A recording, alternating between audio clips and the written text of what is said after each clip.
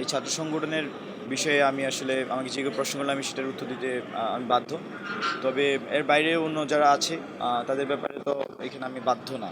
আর হচ্ছে আমরা যদি একটা স্বতন্ত্র ছাত্র সংগঠন, সেক্ষেত্রে আমরা আমাদের যে মতাদর্শী পজিশন সেটা নিয়ে এবং শিক্ষার্থীদের নিয়ে আমাদের যে প্রস্তাবনা সেসব নিয়ে আমরা শিক্ষার্থীর কাছে হাজির হচ্ছে এবং আমরা কাজ করে যাচ্ছি। তো আমাদের মোটা দাগে শিক্ষার্থী সেন্ট্রিক যেহেতু আমাদের ছাত্র রাজনীতি, সেক্ষেত্রে আমরা শিক্ষার্থীদেরকে সেন্টার করে আমাদের রাজনীতি করছি। আর বিশেষত গণঅভ্যুত্থানের যারা কমিউনিটি আকারে আমরা আছি, তাদের বিষয়ে অনেক অনেক সময় অনেক ধরনের প্রশ্ন আসে, সে বিষয়ে হয়তো আমি মন্তব্য করতে পারি, কিন্তু সেটা কিন্তু আমার সংগঠনের বক্তব্য না। বিভিন্ন ছাত্র সংগঠন, বিভিন্ন মতাদর্শের মানুষজন কিন্তু এই বৈষম্যবিরোধী ছাত্র আন্দোলন ছিল। এখন বিভিন্ন মতাদর্শের ছাত্র সংগঠন তারা বেশিরভাগই তাদের ছাত্র সংগঠনে ফিরে গিয়েছে, বা আরও একটা অংশ মিল হচ্ছে যে জাতীয় নাগরিক পার্টি ওনারা করেছেন, আবার একটা অংশ আমরা বাংলাদেশ গণতান্ত্রিক ছাত্র সংসদ আমরা করেছি, আবার একটা অংশ কিন্তু এখনও বৈষম্যবিরোধী ছাত্র আন্দোলন রয়ে গিয়েছেন। তো এখানে সবাই তাদের রাজনৈতিক পজিশন নিয়ে তারা কথা বলছেন। তো এখানে আমার যেটা চোখে পড়েছে যে জাতীয় নাগরিক পার্টি তারা হচ্ছে যে আসিফ নজরুলের পদের বিষয়ে আমি দেখেছি কথা বলেছেন। তো এটা জাতীয় নাগরিক পার্টির হয়তো এটা তাদের সাংগঠনিক একটা বক্তব্য বা রাজনৈতিক পজিশন। তারা যেটা মনে করছে যে তারা বলেছেন, ওনারা মনে করছে যে আসিফ নজরুল উনি পক্ষপাত দুষ্ট আচরণ করছেন এবং বিচারের যেহেতু হচ্ছে না সেজন্য হয়তো ওনারা ওনার পদ চাইতে পারেন। তো বাংলাদেশ গণতান্ত্রিক ছাত্র সংসদ আমরা এই ধরনের কোনো রাজনৈতিক পজিশন নেইনি। এখানে একটা আমাদেরকে মিসকোট করা হয়েছে বিভিন্ন মিডিয়ায়, আমরা এটা আমি মনে করছি। কারণ খুব স্পষ্টভাবে বলা হয়েছে যে সিলেক্টেড অ্যান্ড ডিক্টেটেড। সিলেক্টেড অ্যান্ড ডিক্টেটেড এই জিনিস মানে এই দুইটা শব্দের মানে তো আসলে আমার মনে হয়েছে ওইভাবে বোঝা উচিত, যেহেতু স্পেসিফাইড করে দেওয়া হয়েছে আমাদের পক্ষ থেকে। আমরা বোঝানোর চেষ্টা করেছি যারা ওনার দ্বারা ডিক্টেটেড শিকার হচ্ছে বা ডিক্টেটেড হচ্ছে, ইভেন যারা ওইখানে সরাসরি কোনো নির্দিষ্ট রাজনৈতিক দলের এজেন্ডা বাস্তবায়ন করছে বা নির্দিষ্ট কোনো ব্যক্তির এজেন্ডা বাস্তবায়ন করছে, তাদের কথা আমরা বলেছি। যে কেউ বিপন্থী হতে পারে, এটা কোনো সমস্যা নেই, কিন্তু যে ছাত্রদের বাইরে গিয়ে কোনো রাজনৈতিক দল এজেন্ডা বাস্তবায়ন করবে তার পদের দাবি আমরা জানিয়েছি। ওয়াহিদুদ্দিন মামুন যার কথা বলেছি, তো উনি হচ্ছেন মির্জা ফখরুল ইসলাম আলমগীর, ওনার বন্ধু, আমরা সেটা আমার লেখাতেও বলেছি। আবার একই সাথে হচ্ছে শুধু বন্ধু না, আমরা দেখেছি যে বিভিন্নভাবে রাজনৈতিকভাবে এখানে বিএনপির বিভিন্ন ভিসি নিয়োগের ক্ষেত্রে সেখানে মির্জা ফখরুল ইসলাম আলমগীর ওনার সেই প্রভাব ছিল। এবং আমরা দেখেছি কুয়েটের ইস্যুতে আপনি দেখবেন যে সেখানে কুয়েটের যে ভিসি, সেই ভিসি পদত্যাগের বিষয়ে শিক্ষার্থীরা অনশনে গিয়েছে, আমার একজন খুবই অসুস্থ হয়ে গিয়েছিল, তারপরে গিয়ে তিনি পদত্যাগ করতে বাধ্য হয়েছেন। কিন্তু যথাযথ প্রক্রিয়ায় ওনার যে সব অভিযোগ ওনার বিরুদ্ধে ছিল, তার সেই অভিযোগের ভিত্তিতে কিন্তু যথাযথ প্রক্রিয়ায় উনি পদত্যাগ করেন নাই। তো সেটাও কিন্তু করা সম্ভব ছিল। তো এখানে আসলে ব্যাকগ্রাউন্ডে পলিটিক্যাল সাপোর্টগুলো কোথা থেকে আসছে, শেল্টারগুলো কোথা থেকে আসছে, সেগুলো আমরা নানাভাবে জানার চেষ্টা করেছি। এবং আমরা দেখেছি এখানে বেশ কয়েকটা প্রতিষ্ঠানে এই ধরনের মানে ডিকটেট করা হচ্ছে বিভিন্ন পর্যায় থেকে।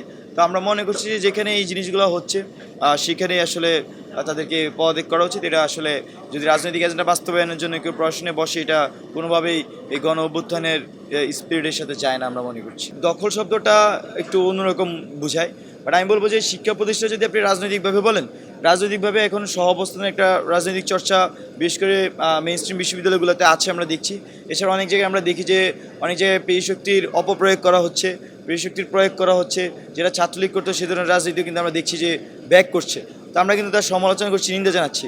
তবে ঢাকা বিশ্ববিদ্যালয়ের মধ্যে এখন পর্যন্ত এই ধরনের কোনো ঘটনা ঘটেনি। তো আমরা আশা করছি এবং অন্য ছাত্র সংগঠনকে বলছি যে এই ধরনের কোনো পেশি শক্তির রাজনীতি যাতে কেউ ফেরত না যায়, বরং আমরা এখানে একটা গঠনমূলক ইতিবাচক প্রতিযোগিতার একটা ছাত্র রাজনীতি করতে চাই, যেখানে মতাদর্শিক পার্থক্য থাকার সত্ত্বেও আমরা বাংলাদেশ প্রশ্নে এক থাকবো এবং সেই প্রশ্নকে সামনে রেখে শিক্ষার্থী প্রশ্নে এক থাকবো, সামনে রেখে আমরা আমাদের ছাত্র রাজনীতি সাজাবো এবং শিক্ষার্থীদের জন্য কাজ করে যাব। জুলাই অভ্যুত্থানে কমন এনিমি ছিল যে আওয়ামী লীগ, এখানকার ফ্যাসিবাদ, এখানে যারা দুঃশাসন করেছে, এখানে যারা সন্ত্রাস করেছে, এখানে যারা মানুষকে হত্যা করেছে, গুম করেছে, এই বিষয়গুলো ছিল, চাঁদাবাজি ছিল আমাদের কমন এনিমি।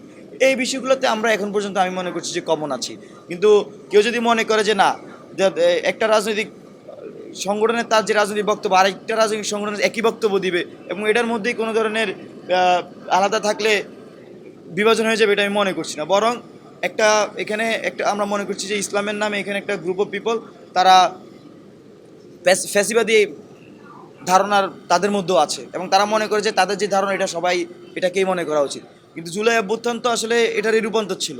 আমরা জুলাই অভ্যুত্থানটা ছিল যে যে যার বাক স্বাধীনতা সেই বাক স্বাধীনতা চর্চা করতে পারবে, গণতান্ত্রিক সৌন্দর্য থাকবে, যে যার মতাদর্শকে সুন্দর এবং সফলভাবে প্রচার প্রচারণা করতে পারবে এবং সেখানে কোনো ধরনের বাধা প্রদান করা যাবে না। বিশ্বাসপন্থী আপনি যেটা বললেন বা বিএনপিপন্থী আপনি যেটা বলছেন আপনার ভাষায়, তো ওনাদের দাবি থাকতেই পারে এবং সেটা বাংলাদেশের একজন নাগরিক হিসেবে এটা তার গণতান্ত্রিক অধিকার, রাষ্ট্রীয় অধিকার, উনি যে কোনো কথা বলতে পারেন। তবে আমরা মনে করছি যে জুলাই অভ্যুত্থানে যে ছাত্র জনতা অংশগ্রহণ করেছে, সেই জুলাই অভ্যুত্থানে ছাত্রদের প্রতিনিধি হিসেবে 3 জন উপদেষ্টা সরকারে গিয়েছেন। তার মধ্যে একজন ইতিমধ্যে পদত্যাগ করেছেন ওনার ব্যক্তিগত কারণ, এবং উনি রাজনৈতিকভাবে এসেছেন, সেই জন্য উনি পদত্যাগ করেছেন। তো বাকি 2 উপদেষ্টা যেহেতু জুলাই অভ্যুত্থানে ছাত্রদের প্রতিনিধি হিসেবে সেখানে আছেন, আমরা মনে করছি যে এই অন্তর্বর্তীকালীন সরকারে তাদেরকেও তাদের যোগ্যতার প্রমাণ দেওয়া উচিত, এবং শিক্ষার্থী সহ এই দেশের ছাত্র জনতার যে রিফ্লেকশন মনোভাবে সেটা সেখানে ঘটানো উচিত। সেটা যদি বিচ্যুতি হয় এবং সেটা যদি কোথাও আমরা বড় কোনো দুর্বলতা দেখি, ছোটোখাটো মানুষের ভুল হতে পারে, সেক্ষেত্রে ওনারা নিজেই আসবে আমরা মনে করি। আর ওনারা যেই দাবিটা তুলেছেন, বিএনপি মূলত এনসিপির উপদেষ্টা বলছেন, তবে এনসিপি গঠন হয়েছে মাত্র 3 মাস হলো, 28 তারিখে 3 মাস হবে। তো সেক্ষেত্রে ওনার এনসিপির উপদেষ্টা হওয়ার সুযোগ খুবই কম, কারণ জুলাই অভ্যুত্থানে সবাই ছিলাম আমরা, এক একজন এক এক জায়গায় গিয়েছে, কেউ উপদেষ্টা হয়েছে, কেউ এনসিপি করেছে, কেউ ছাত্রদলে গিয়ে যোগ দিয়েছে, কেউ শিবিরে গিয়ে যোগ দিয়েছে, কেউ ছাত্র সংসদে এসেছে, কেউ আরেকটা সংগঠনে গিয়েছে, এরকম 10টা সংগঠন আছে, 10টা জায়গায় 10 জন গিয়েছে। তো এখানে এইভাবে এই ট্যাগিং করাটা আসলে আমরা মনে করছি না কোনোভাবে এটা গঠনমূলক। খবরের কাগজ, নিখাত, নির্ভীক, নিরপেক্ষ।